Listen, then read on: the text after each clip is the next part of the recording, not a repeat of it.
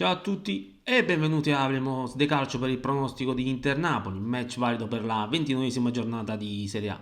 Entrambe le squadre sono reduci dalla delusione per l'eliminazione in Champions League, anche se la sconfitta dell'Inter sembrava meno probabile rispetto a quella del Napoli, da più parti designato come vittima predestinata. Ma la Champions League è una cosa e il campionato è un'altra. L'Inter si avvia verso il trionfo, comunque vada a finire domenica sera la squadra di Inzaghi vincerà lo scudetto, mentre è ancora tutto da scrivere il destino del Napoli. Anzi, simbolicamente Inter-Napoli può essere visto come il passaggio di consegne. Per i partenopei le incertezze sono di gran lunga superiori alle certezze. La missione dei partenopei ha come obiettivo il quinto posto che potrebbe dare la possibilità di qualificarsi in Champions League.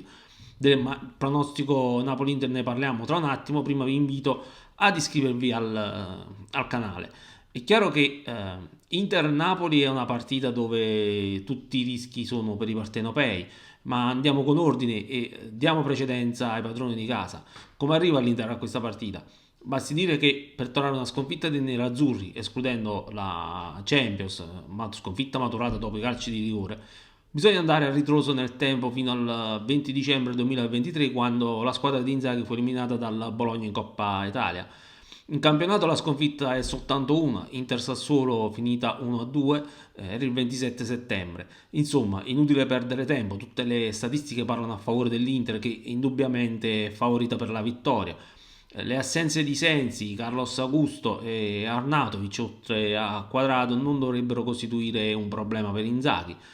Il Napoli richiede un'analisi più articolata. Perdere a Milano potrebbe significare mettere una distanza di 7 punti dalla Roma, che domani alle 18 ospita il Sassuolo.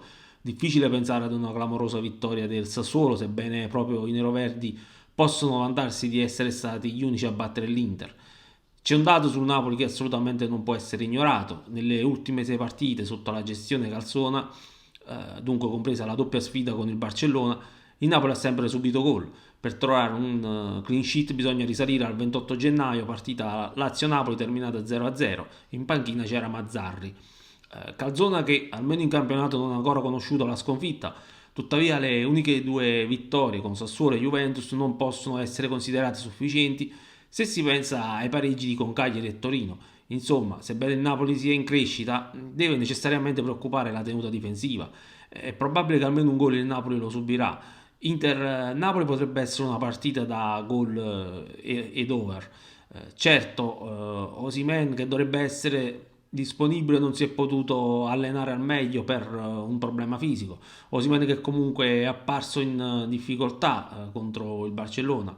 Attenzione a Kvaratskhelia, mi aspetto una buona partita da lui e chissà che non figuri tra i marcatori. Chiudo qui il video, vi rinnovo l'invito a iscrivervi al canale e vi do appuntamento alla prossima volta.